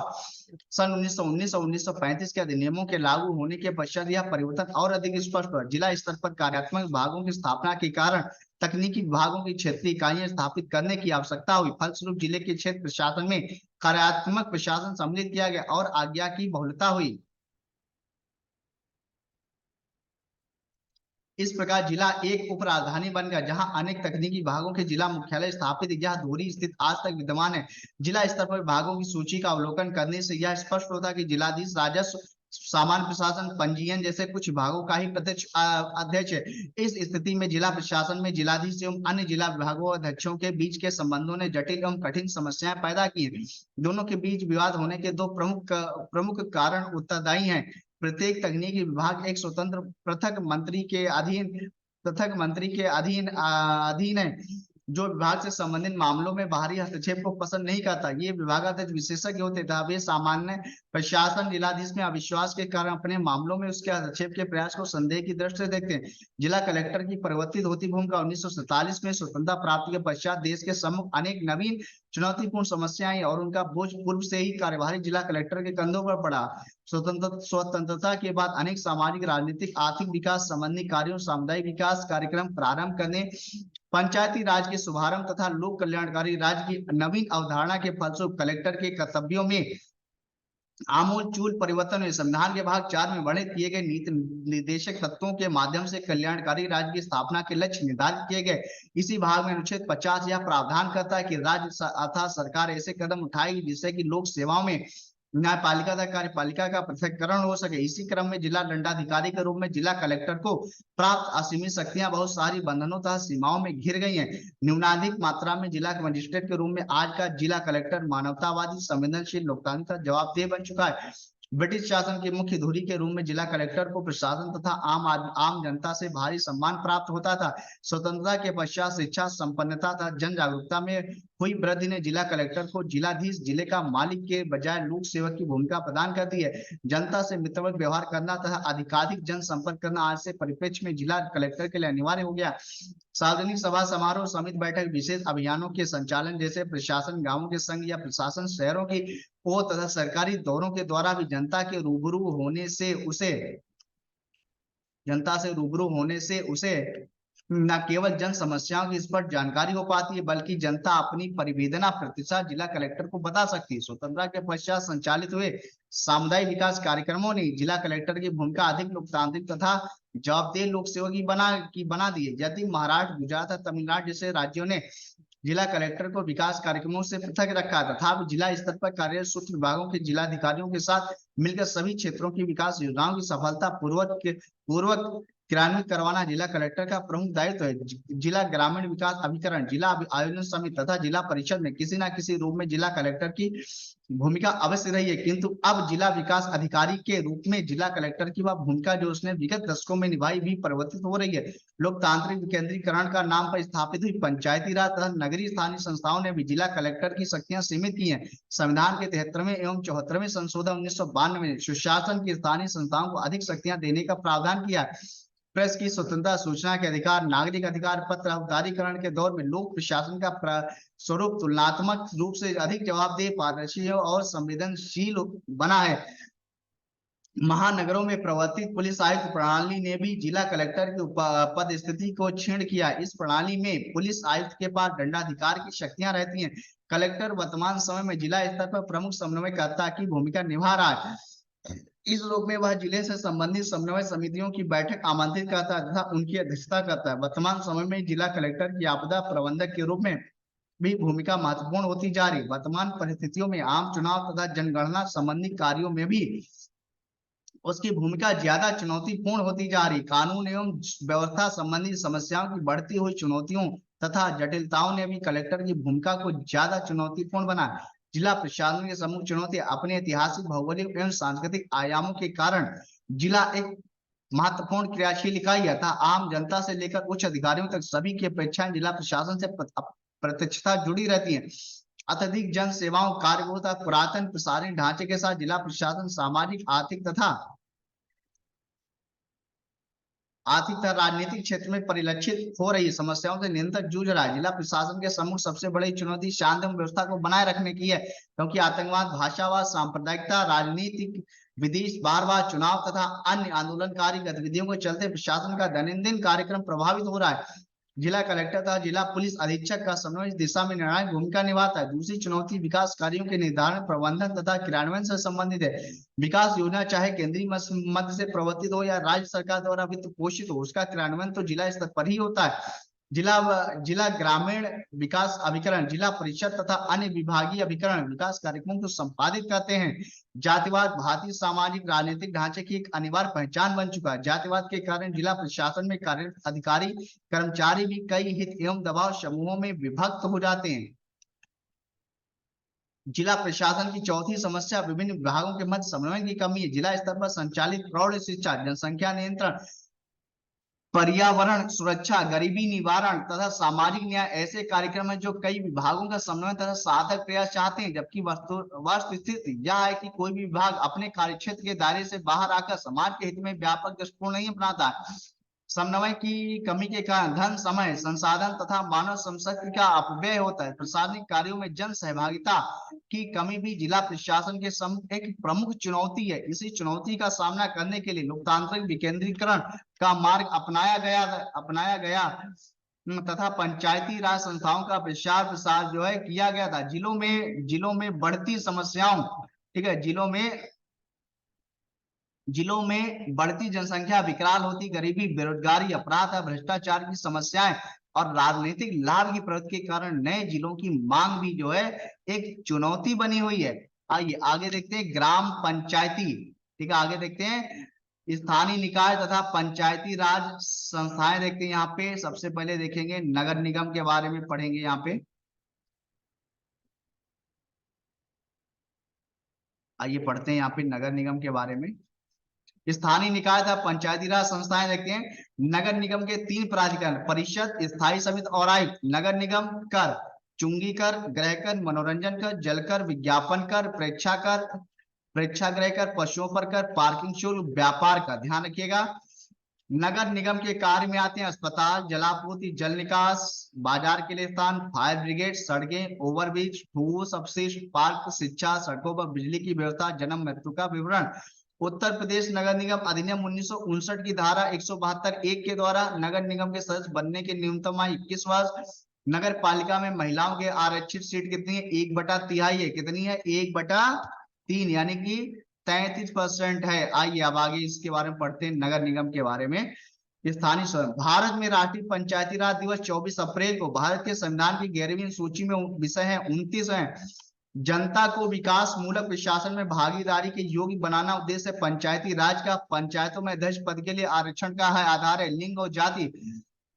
ग्राम पंचायतों द्वारा लगाए जाने वाला कर स्थानीय मेलों पर कर है। ग्राम पंचायतों की आय का साधन नहीं है, कृषि आय पर कर। पंचायती राज सर्वप्रथम आरंभ किया गया था राजस्थान में, आयोजित किया गया 2 अक्टूबर 1959। राजस्थान के नागौर जिले में पंचायती राज व्यवस्था सर्वप्रथम पहली बार आयोजित की गई थी, ध्यान रखिएगा। अगला देखते हैं पंचायती राज प्रणाली है। स्थानीय सुशासन प्रत्यक्ष रूप से जनता द्वारा निर्वाचित किए जाते हैं। पंचायत समिति के सदस्य संविधान के प्रावधानों के अंतर्गत पंचायत चुनाव कराने का निर्णय किया जाता है। राज्य सरकार द्वारा पंचायतों की संरचना के संबंध में उपबंध करने को अधिकृत है राज्य का विधानमंडल। पंचायतों एवं नगर पालिकाओं के संबंध में भारतीय संविधान में प्रावधान किया गया 1993 में। जनता द्वारा प्रत्यक्ष निर्वाचित होते हैं। कौन? प्रधान और सरपंच जो है प्रत्यक्ष निर्वाचित होते हैं। स्थानीय स्तर पर सुशासन की एवं लोकतांत्रिक विकेंद्रीकरण एक व्यवस्था है। पंचायती राज की संविधान के अंतर्गत पंचायतों में महिलाओं के 1/3 प्रतिनिधित्व की गारंटी देता अनुच्छेद 243 था। जिस समिति की संस्तुति पर देश में पंचायती राज को लागू किया गया उसके अध्यक्ष थे बलवंत राय मेहता समिति। पंचायती राज को संवैधानिक स्थिति प्रदान करने की संस्तुति की गई थी LM सिंघवी कमेटी के द्वारा। पंचायती राज संस्था संबंधी ने PBN राव समिति नहीं है, अशोक मेहता समिति ने पंचायती राज के लिए संस्तुति की थी। 20 तारीख पंचायती राज व्यवस्था की भारतीय संविधान के 73वें संशोधन में सम्मिलित है। जिला पंचायत, क्षेत्र पंचायत, ग्राम पंचायत उत्तर प्रदेश में जिला योजना में सम्मिलित किया जाता है। नगर पंचायत उत्तर प्रदेश में पंचायती राज संस्थाओं में महिलाओं के लिए आरक्षित स्थानों की संख्या है कुल स्थानों का 1/3 है। महिलाओं के लिए स्थानों के 33% आरक्षण का संवैधानिक प्रावधान इस समय लागू है। स्थानीय निकायों में पंचायती राज व्यवस्था में न्याय पंचायतों को किसी को बंदी बनाए जाने में सजा देने का अधिकार है बिहार राज्य में। भारत में प्रत्येक पंचायत का कार्यकाल 5 वर्ष का होता है। अपने प्रथम अधिवेशन के लिए निर्धारित तिथि से पंचायत निर्वाचन हेतु राज्य निर्वाचन आयुक्त नियुक्त किया जाएगा। राज्य के राज्यपाल द्वारा पंचायत के विघटन के उपरांत वह अवधि जो नए चुनाव संपन्न कराने हो सही है 6 माह के अंदर पंचायती राज किस विशिष्ट सिद्धांत पर फंक्शन सेटअप आयोजित करता है उसे कहते हैं लोकतांत्रिक विकेंद्रीकरण। भारत के संविधान का अनुच्छेद जो ग्राम पंचायतों से संबंधित है उसको क्या कहते हैं, अनुच्छेद 40 कहते हैं। एग्जाम बूस्टर बार आते हैं। धन की निकासी का सिद्धांत प्रतिपादित किया दादा भाई नौरोजी ने। गुरु ग्रंथ साहिब के संकलन को प्रमाणित किया गुरु गोविंद सिंह ने। स्थायी बंदोबस्त सर्वप्रथम शुरू किया गया बंगाल में बिहार में। दिल्ली की प्रसिद्ध जामा मस्जिद बनवाया था शाहजहां ने। उत्तर प्रदेश के एक शहर में ऐतिहासिक स्मारक जैसे बड़ा इमामबाड़ा और छोटा इमामबाड़ा स्थित है, कहाँ, लखनऊ में है। और ध्यान रखिएगा रूमी गेट, रूमी दरवाजा जो है लखनऊ में है, कहाँ स्थित है, चौक में है, जिसकी ऊंचाई 60 फुट है। जिसकी ऊंचाई कितनी है, 60 फुट है। ये भी प्रश्न आपसे पूछा जाएगा। अभी हाल ही में जो एक जूनियर असिस्टेंट की भर्ती हुई थी अभी जुलाई अगस्त में, उसमें ये प्रश्न आया था, पूछा गया था, मतलब कि रूमी गेट की ऊंचाई कितनी है, तो 60 फीट है। आंसर लगाइए 60 फीट, याद रख लीजिएगा। भारत की स्वतंत्रता के समय रियासतें आधिकारिक तौर पर मान्यता प्राप्त मौजूद थी 565। ब्रिटिश सरकार द्वारा भारतीयों के लिए शस्त्र निषेध अधिनियम पारित किया गया वर्ष था 1878। दिसंबर 1885 में देश भर में 72 प्रतिनिधियों के साथ भारतीय राष्ट्रीय कांग्रेस की स्थापना की गई थी मुंबई में। ब्रिटिश भारत की पहली पूर्ण आधुनिक समकालीन जनगणना आयोजित की गई थी 1881 में। महोदयपुरम के चेर साम्राज्य में बोली जाने वाली संभावित भाषा मलयालम थी। वर्ष 1910 में मध्य भारत में विद्रोह शुरू था, बस्तर विद्रोह।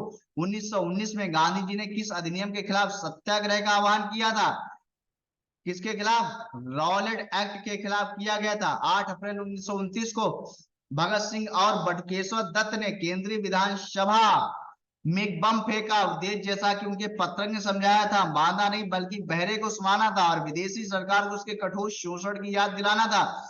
कहा कि रानी अवंतीबाई लोधी ने अंग्रेजों के खिलाफ 4000 की सेना खड़ी की और नेतृत्व किया, जिन्होंने उसके राज्य के प्रशासन को अधिकार में ले लिया था। रामगढ़ नागानंद पुस्तक के लेखक राजा हर्षवर्धन, शिलालेख संबंधित शासक अशोक, कर्नाटक संगीत शैली की त्रिमूर्ति कहा जाता। त्यागराज, मुथुस्वामी दीक्षितार और श्याम शास्त्री को 1942 में भारत छोड़ो आंदोलन का प्रस्ताव स्वीकार किया गया था। वर्धा में भगवान बुद्ध द्वारा साधना में दिया गया पहला उपदेश जाना जाता है धर्मचक्र प्रवर्तन के नाम से। 1925 में केंद्रीय विधानसभा के अध्यक्ष चुने जाने वाले पहले राष्ट्रीय नेता विठल भाई पटेल थे।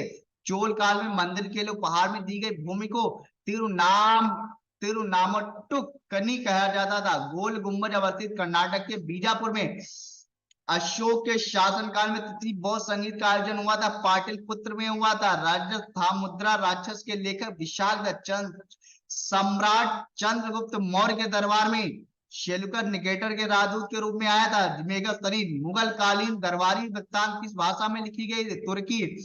सूफी शिक्षक शेख मोइनुद्दीन चिश्ती की मृत्यु हुई थी वर्ष 1235। एशिया का सबसे बड़ा ब्रह्म मंदिर अजमेर। दिलवाड़ा में जैन कितने जैन मंदिर है, 5 हैं। राजा नागभट्ट द्वितीय का संबंध है प्रतिहार राजवंश। 1928 में वल्लभ भाई पटेल ने किसके खिलाफ गुजरात के तालुका बारडोली में किसान आंदोलन का नेतृत्व किया था, करों में वृद्धि के खिलाफ किया था। और उसी समय बारडोली की महिलाओं के द्वारा उनको सरदार की उपाधि दी गई थी। भारत में जब क्रिप्स मिशन आया था तो उस समय ब्रिटिश प्रधानमंत्री विंस्टन चर्चिल थे। Hindustan socialist Republican army HSRA की स्थापना दिल्ली के फिरोज शाह कोटला मैदान में एक बैठक में की गई थी 1928 में। महात्मा गांधी ने ब्रिटिश शासन के खिलाफ अपना तीसरा प्रमुख आंदोलन शुरू करने का फैसला किया, जो अगस्त में शुरू हुआ था। भारत छोड़ो 1942। कालीबंगा उत्तरी राजस्थान के हनुमानगढ़ जिले में किस नदी के किनारे स्थित है, घग्गर सरस्वती नदी के किनारे। गुप्त काल में विक्रमादित्य की उपाधि दी गई थी चंद्रगुप्त द्वितीय को। गंगा की विक्टर के नाम से प्रसिद्ध चोल शासक राजेंद्र चोल प्रथम थे। गुरुदेव के नाम से प्रसिद्ध कवि रविंद्रनाथ टैगोर। सिक्किम किस देश के साथ सीमा साझा करता है, भूटान के साथ। विश्व का सबसे बड़ा गर्म मरुस्थल है सहारा है। पृथ्वी की सतह का लगभग कितना प्रतिशत भारत के द्वारा कवर किया जाता है, 2.4। मसाई जनजाति के लोग लंबे बहुत गहरे भूरे रंग की त्वचा वाले होते जो ज्यादातर पाए जाते हैं पूर्वी अफ्रीका में। ऑपरेशन फ्लड के जनक डॉक्टर वर्गीस कुरियन, और हरित क्रांति के जनक भारत में कौन थे? एमएस स्वामीनाथन। ठीक है। और विश्व में कौन थे हरित क्रांति के जनक? तो नॉर्मन बोरलॉग, ध्यान रखिएगा। कोलार सोने की खाने कर्नाटक में। दुलहस्ती परियोजना चिनाब नदी पर। ग्रीन हाउस गैसें methane, ozone, carbon dioxide. Uttar Pradesh के बटेश्वर मेले की सबसे महत्वपूर्ण विशेषता है पशुधन मेला आगरा। किस ग्रह या उपग्रह का गुरुत्वाकर्षण नहीं होता? कृत्रिम उपग्रह। यूपीएसआईडीए का फुल फॉर्म है उत्तर प्रदेश राज्य औद्योगिक विकास प्राधिकरण। उत्तर प्रदेश में प्रत्येक वर्ष ताज महोत्सव आयोजित किया जाता है आगरा में। फर्रुखाबाद जाना जाता है हाथ की छपाई के लिए। भारत खंड संगीत संस्थान विश्वविद्यालय लखनऊ में। एक टेक्टोनिक प्लेट एशियाई और प्रशांत प्लेट के बीच स्थित है। फिलीपीन प्लेट भारतीय उपमहाद्वीप, दक्षिण अमेरिका के उत्तरी भाग और ऑस्ट्रेलिया में पाए जाने वाले जलवायु उष्णकटिबंधीय मानसूनी जलवायु। 2004-5 में किस महाद्वीप में जनसंख्या की सबसे अधिक वृद्धि हुई? एशिया में। भारत का सबसे कम जनसंख्या घनत्व वाला राज्य अरुणाचल प्रदेश है। जल क्रांति की आवश्यकता किस फसल की खेती के लिए होती? चावल। यानी अगर हम चावल की खेती कर रहे हैं बोले तो धान की खेती करें तो उसमें पानी अधिक चाहिए होता है। जनगणना 2011 के अनुसार उत्तर प्रदेश की साक्षरता दर है 67.68%। प्लेट टेक्टोनिक थ्योरी का सिद्धांत दिया था अल्फ्रेड वेगनर ने। किसने दिया था? अल्फ्रेड वेगनर ने दिया था। चलिए आगे देखते हैं थोड़ा सा यहाँ पे। ब्रह्मपुत्र नदी को यारलुंग तांगस्पो भी कहा जाता है तिब्बत में। 2011 की जनगणना के अनुसार भारत के किस राज्य में अनुसूचित जाति की जनसंख्या शून्य? नागालैंड में। एशिया को यूरोप से अलग करने वाली पर्वत श्रृंखला यूराल। वर्ष 2020-21 के अनुसार गन्ने का सर्वाधिक उत्पादन उत्तर प्रदेश में हुआ है। हीराकुंड बांध किस नदी पर है? महानदी। वर्ष 2011 की जनगणना के अनुसार अनुसूचित जनजाति की साक्षरता प्रतिशत है 59। बरमूडा बरमूडा त्रिकोण से संबंधित महासागर उत्तर पश्चिमी अटलांटिक महासागर। फोमडिस आइलैंड से संबंधित झील है लोकटक। जनसंख्या के अनुसार विश्व का सबसे छोटा देश है वेटिकन सिटी। भारत और श्रीलंका के मध्य स्थित जल संधि है पाक जलडमरू मध्य। 2011 की जनगणना के अनुसार भारत का जनसंख्या घनत्व 382 प्रति वर्ग किलोमीटर। सबसे सूक्ष्मतम कण किस प्रकार के मिट्टी में पाया जाता है? चिकनी मिट्टी में। हिमालय पर्वतमाला उदाहरण एक नवीन वलित पर्वत। हाँ, आगरा के लाल किला को यूनेस्को वर्ल्ड हेरिटेज में शामिल किया गया था वर्ष 1983 में। पंडित शंभू महाराज का संबंध कथक नृत्य शैली से। यमुना की सबसे बड़ी सहायक नदी टोंस नदी है। पीर पंजाल रेलवे सुरंग भारत के जम्मू एवं कश्मीर शासित जो है राज्य में, यानी अब केंद्र शासित प्रदेश हो गया जम्मू एवं कश्मीर केंद्र शासित प्रदेश में। WHO संगठन की स्थापना अप्रैल 1948। मैराथन दौड़ की दूरी होती 42.195 किलोमीटर यानी 26 मीट 385 गज। बैकाल झील अवस्थित है रूस के साइबेरिया क्षेत्र के दक्षिणी भाग में। भारत का दूसरा सबसे बड़ा जलप्रपात जो कावेरी नदी पर है के रूप में जाना जाता है शिव समुद्रम जलप्रपात। विशेष रूप से केरल और कर्नाटक में ग्रीष्म ऋतु के समाप्त होते ही पूर्व मानसून वर्षा को कहा जाता है आम्र वर्षा। कपास को अपने वृद्धि के लिए उच्च तापमान, हल्की वर्षा, पानी से मुक्त और तेज धूप युक्त लगभग कितने दिनों की आवश्यकता होती? 210। कर्नाटक के होसपेटे में स्थित संयंत्र को स्वदेशी तकनीक प्रयोग करके विकसित किया गया था और वह स्थानीय लौह अयस्क एवं चूना पत्थर का उपयोग करता है। विजयनगर इस्पात संयंत्र। राउरकेला स्टील प्लांट किस देश के सहयोग से बनी है? जर्मनी। भारत में राष्ट्रीय वन संरक्षण नीति शुरू की गई थी 1982। प्रोजेक्ट टाइगर रिजर्व शुरू की गई थी 1973। एक औषध पौधा हिमालयन यू टेक्सस बाल चियाना पाया जाता है हिमाचल प्रदेश और अरुणाचल प्रदेश में पाया जाता है। आइए और देखते हैं यहाँ पे कुछ।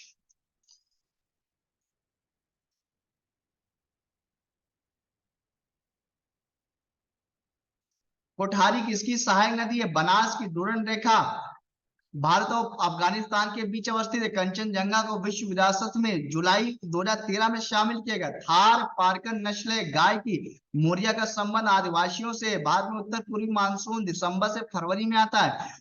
पूर्वी भारत का सबसे बड़ी कोयला क्षेत्र झरिया है। किशोर जनसंख्या को समान रूप से किस वर्ग आयु में शामिल किया गया? 10 से 19 वर्ग आयु वर्ग के बीच। भारत सरकार द्वारा व्यापक परिवार नियोजन शुरू किया 1952 में। छोटा नागपुर पठार लोक नृत्य के लिए प्रसिद्ध है। मुंडारी गांधी सागर वन्यजीव अभयारण्य अवस्थित है मध्य प्रदेश में। अवशिष्ट शक्तियों के विचार के लिए भारतीय संविधान ने किस देश से संदर्भ लिया है? कनाडा से लिया। भारतीय संविधान का कौन सा अनुच्छेद कहता है कि भारत राज्यों का एक संघ होगा? अनुच्छेद 1। 1992 में संसद द्वारा पारित कौन सा संवैधानिक संशोधन ग्रामीण स्थानीय सरकारों जिन्हें पंचायती राज संस्थानों के रूप में जाना जाता के बारे में 73वां? कौन सी सरकार आम लोगों के सबसे करीब है? स्थानीय सरकार है। संघ की कार्यपालिका शक्ति राष्ट्रपति में निहित होगी, वर्णित अनुच्छेद 53 में। अंतरराष्ट्रीय शांति और सुरक्षा को बढ़ावा देना, वर्णित अनुच्छेद 51 में।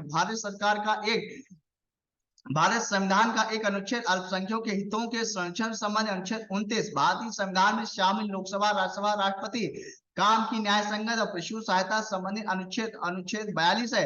पंचायतों के खातों का अंकेक्षण किस अनुच्छेद में वर्णित है? अनुच्छेद 243 में। भारत की नागरिकता एक विदेशी अवैध प्रवासी नहीं है द्वारा प्राकृतिक रूप से कितने वर्ष तक रहने पर प्राप्त की जा सकती है? 12 वर्ष तक। वित्तीय आपात से संबंधित अनुच्छेद 360। भारतीय संविधान का अनुच्छेद 66 संबंधित है उपराष्ट्रपति के चुनाव से। भारतीय संविधान का अनुच्छेद संसद के सत्र, सत्रावसान और विघटन से संबंधित, अनुच्छेद 85। भारतीय दंड संहिता 1860 की धारा 442 संबंधित है गृह अतिचार से। राष्ट्रपति द्वारा 12 सदस्यों का मनोनीत से संबंधित अनुच्छेद 80। भारतीय संविधान में व्यापार और वाणिज्य से संबंधित भाग है 13।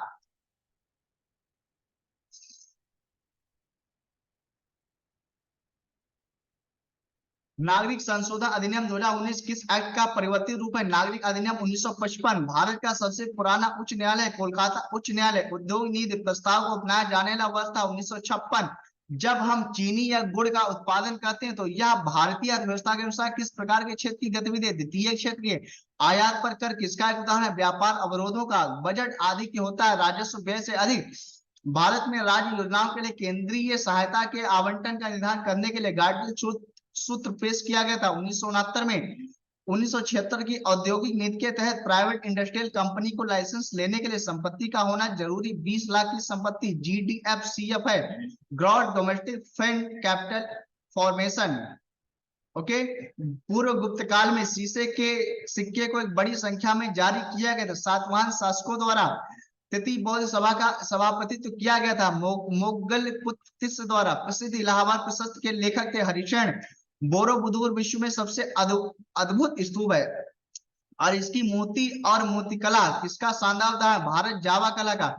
राजत्व के उसके सिद्धांत प्रतिष्ठा, शक्ति और न्याय के सिद्धांतों पर आधारित है। बलबन के बारे में कहा है बलबन के बारे में जियाउद्दीन बरनी ने 1888 में इलाहाबाद में किस राजा ने भारतीय राष्ट्रीय कांग्रेस के चौथे अधिवेशन के संपन्न होने में बहुत बहुमूल्य सहायता प्रदान किया? दरभंगा के राजा ने। उल गुलान आंदोलन प्रारंभ किया गया था बिरसा मुंडा के द्वारा। रैयतवाड़ी व्यवस्था प्राथमिक रूप से प्रारंभ की गई मद्रास तमिलनाडु में। एक आंदोलन के लिए जिम्मेदार थे अवध में हथोई बहराइच आदि के किसान। फ्रंटियर गांधी ने कहा था उन्हें और उनके आंदोलन को उन्होंने भेड़ियों के सामने फेंक दिया। वो जिक्र कर रहे थे कांग्रेस नेतृत्व का मुख्य खालसा दीवान ने गिरे हुए सिख और अपराधी के रूप में घोषित किया था गदर पार्टी के क्रांतिकारियों को। पुस्तक इंडिया डिवाइडेड लिखी थी राजेंद्र प्रसाद ने। ब्रिटिश का भारतीय सार्जेंट की उपाधि प्रथम विश्व युद्ध के दौरान सरकार को अपना सहयोग देने के कारण प्राप्त किया था। महात्मा गांधी को मिली थी। ब्रिटिश का सार्जेंट कहा गया महात्मा गांधी को। पूना समझौता हस्ताक्षरित किया गया था 24 सितंबर 1932। स्वतंत्र भारत के प्रथम प्रधानमंत्री जवाहरलाल नेहरू का साहस और दूरदर्शिता के एक उत्कृष्ट नेता के रूप में अभिवादन किया था किसने? लॉर्ड माउंटबेटन ने किया था। आइए आगे देखते हैं। यहाँ पे हम बौद्ध धर्म में उपदेश देने हेतु भाषा थी पाली। कृष्णदेव राय ने अपनी माता के नाम पर विजयनगर के समीप उपनगर की स्थापना की थी नगलपुरम। महात्मा गांधी ने असहयोग आंदोलन को वापस लिया था फरवरी 1922। 1946 में भारत आए कैबिनेट मिशन में सदस्य थे 3। जलियांवाला बाग की घटना घटित हुई थी 13 अप्रैल 1919। कलहर ने राजा रंगनी पुस्तक लिखी थी कश्मीर राजा पर। कोणार्क मंदिर बना था 13वीं सदी में बना था। पाणिनि द्वारा लिखी पुस्तक अष्टाध्यायी है। गांधी समझौता हुआ था 5 मार्च 1931। हुगली नदी के तट पर पहला अंग्रेजी कारखाना स्थापित किए जाने का वर्ष है 1651। कालिदास द्वारा कार्तिकेय के ऊपर लिखा गया उपन्यास है कुमार संभव। महाराष्ट्र के सतारा में परमहंस मंडली स्थापित हुआ था 1849। भुवनेश्वर में स्थित भगवान शिव को समर्पित लिंगराज मंदिर का निर्माण करवाया था सोमवंशी शासक ने। मैं नास्तिक क्यों पुस्तक के लेखक हैं भगत सिंह। प्रथम कर्नाटक युद्ध 1746 से 48 लड़ा गया फ्रांस और इंग्लैंड के बीच। गंगा के मैदान में दक्कन पठार को विभाजित करने वाली पर्वत श्रेणियां विंध्याचल श्रेणी है। पूगा घाटी स्थित है लद्दाख में। पूर्वी उत्तर प्रदेश में बिहार के भाग आते हैं मध्य गंगा मैदान में। काली मिट्टी को कहा जाता है काली कपास या रेगुर मिट्टी। 2020 में भारत के फसलों में से रकबा सर्वाधिक था चावल का। पिटी द्वीप पक्षी अभयारण्य स्थित है लक्षद्वीप में। भारत का क्षेत्र जैव विविधता हॉटस्पॉट का प्रतिनिधित्व करता है। पश्चिमी घाट पर्यावरण संरक्षण के बारे में जागरूकता फैलाने में सहायक पुस्तक साइलेंट स्प्रिंग के लेखक रशल कार्सन। मुर्रा नस्ल है भैंस की, अंकलेश्वर स्थित है गुजरात में। अंकलेश्वर गुजरात में। नेवरी टाइगर रिजर्व भारत के असम में स्थित है। कोडरमा प्रसिद्ध अभ्रक के लिए। तांबा इसका सर्वाधिक भंडार राजस्थान में। सबसे कम क्षेत्र वनाच्छादित वाला केंद्र शासित प्रदेश है चंडीगढ़। सोमेश्वर श्रेणी इस पर्वत श्रेणियों का भाग है। शिवालिक श्रेणी नेपाल से निकलने वाली नदी है राप्ती नदी। आईपीसीसी का फुल फॉर्म है the inter governmental panel on climate change, जलवायु परिवर्तन पर अंतर सरकारी पैनल। आइए आगे देखते हैं यहाँ पे।